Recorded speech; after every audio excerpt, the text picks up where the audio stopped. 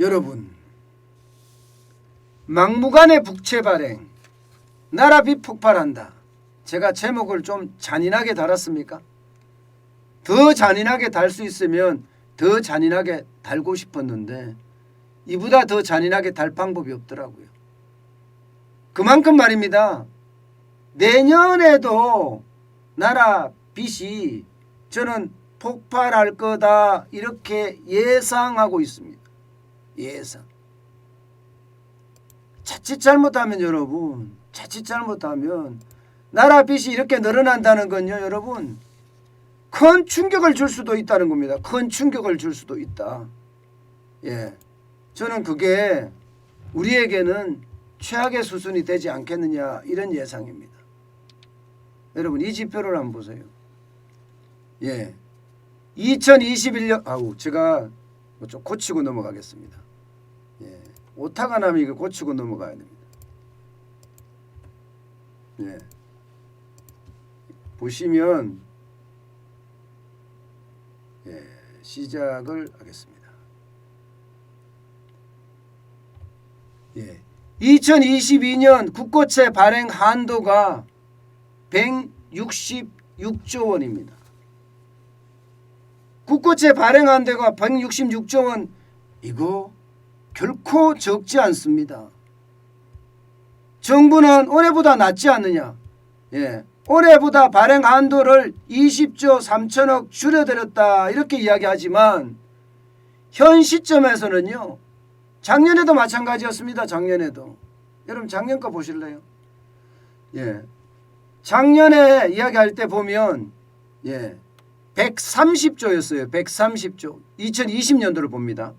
130조 2천억 원이었습니다. 그런데 1차, 2차, 3차, 4차 추경하면서 어떻게 됐습니까? 174조로 늘어났습니다. 174조로. 그러니까 이게 예상을 하는 거하고요, 실제 국채 발행을 하는 거는 차이가 굉장히 크다는 거예요. 2021년도도 예상은 176조 4천억 원이었습니다만은 결국은 180조 5천억 원, 1차, 2차 추경을 했잖아요. 180조 5천억까지 늘어나게 된 겁니다. 만약에 내년에도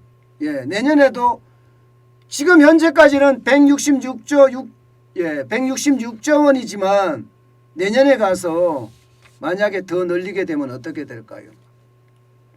그런데요, 늘릴 수밖에 없을 거예요. 늘릴 수밖에. 왜 늘릴 수밖에 없느냐? 일단 여든 야든 이재명 더불어민주당 대선 후보든 윤석열 국민의힘 대선 후보든 둘 다 상관없이 말입니다. 내년에 손실보상금에 대한 이야기를 했습니다. 50조에서 100조씩 말입니다. 결국 내년에 50조 100조를 하려고 그러면 어쩔 수 없이 추경을 해야 됩니다. 추경을. 예, 추경을 해야 됩니다. 추경을 안 할 방법은 없습니다. 예산 조정을 해서 한다?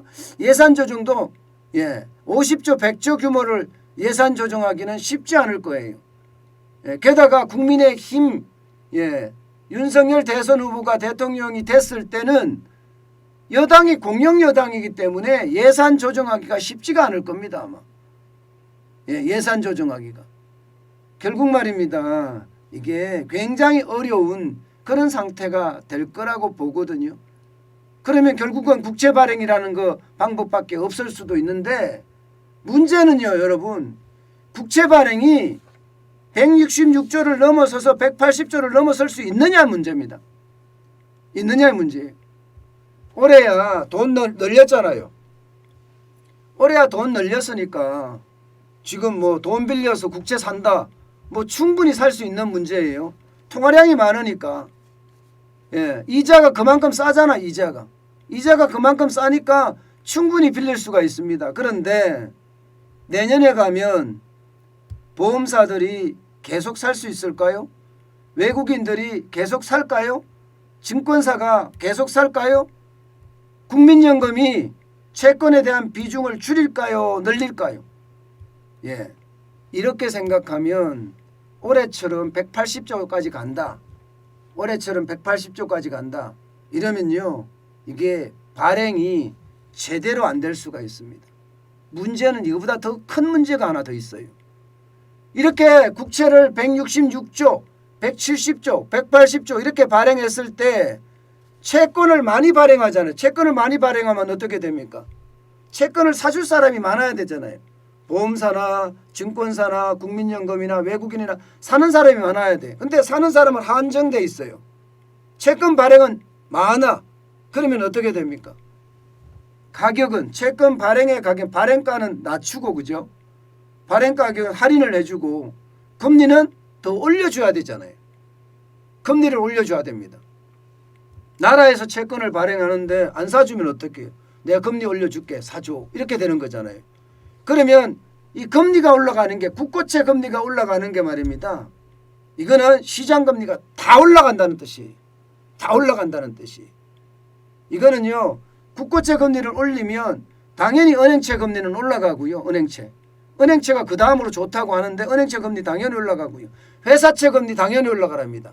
그러면 시장 금리도 당연히 자극을 해서 기준금리를 올려서 대출금리가 올라갈 수밖에 없는 구조입니다. 대출금리가. 결국 말입니다. 대출금리가 올라가게 되면 그에 대한 충격파는 점점 커진다는 겁니다. 지금도 말입니다. 국채금리가 절대 싸지 않습니다. 여러분 보시다시피 1.798입니다. 1.798이라는 국채금리도 지금 싼 게 아닙니다. 이게. 굉장히 최근에 들어서서 많이 올라간 거잖아요. 3년 만기 국고채 금리일 거예요. 이게요. 이렇게 많이 올라가고 있다는 자체가 결국 말입니다. 시장 금리를 계속 밀어붙일 수밖에 없다는 이야기가 돼요. 시장 금리를 계속 밀어붙이면 여러분들의 부채는 어떨까요? 저의 부채는 어떨까요? 당연히 그에 대한 이자 폭탄을 맞을 수밖에 없습니다. 이자 폭탄을 맞을 수밖에. 저는 결국 말입니다. 결국 정부가 어떤 식이든 내년에도 돈을 많이 찍어내기 때문에 채권을 많이 발행한다는 게 결국 찍어낸다는 생각을 할 수밖에 없는데 그렇게 됐을 때는요. 충격을 줄 수밖에 없는 그런 상황이 옵니다. 그러면 가계부채 엄청나죠. 가계부채 엄청나죠. 여기다가 기업부채도 엄청나죠. 여기다 정부부채도 엄청나죠. 그러면 모두가 경제주체 모두가 이자 폭탄에 그만큼 고생을 할 수밖에 없다는 이야기입니다. 게다가 여러분 정부는 보세요. 정부는요 여러분 국고채 발행액이 엄청나게 많잖아요. 많으면 많은 만큼 이자가 엄청나게 들어갑니다. 적게는 17조 18조에서 많게는 24조 25조까지 연도별로 점점 이자만 올라갈 거예요. 그러면 이자만큼 또 세금을 거둬야 된다는 건데 그만큼 어려워진다는 이야기입니다. 여러분 보세요. 2021년에만 지금 국고채 발행액이 104조입니다. 104조. 장난 아니죠? 그래서 지금 잔액이 538조 9천억 원이나 됩니다. 그러니 지금 충격이 얼마나 커질런지 그것은 안 봐도 뻔한 이치입니다. 안 봐도. 저는 경제 주체들이 그만큼 부채에 대한 부담, 여기에 대한 이자에 대한 부담 이런 모든 것이 커져서 결국 경제의 부담으로 작용하지 않을까. 저는 그렇게 지금 예측하고 있습니다. 빚이 많다는 건 결국 행동 반경이 좁아진다는 이야기거든요. 행동 반경이 좁아진다는 이야기는 그만큼 경제가 서서히 침몰한다는 저는 그런 이야기를 자주 합니다.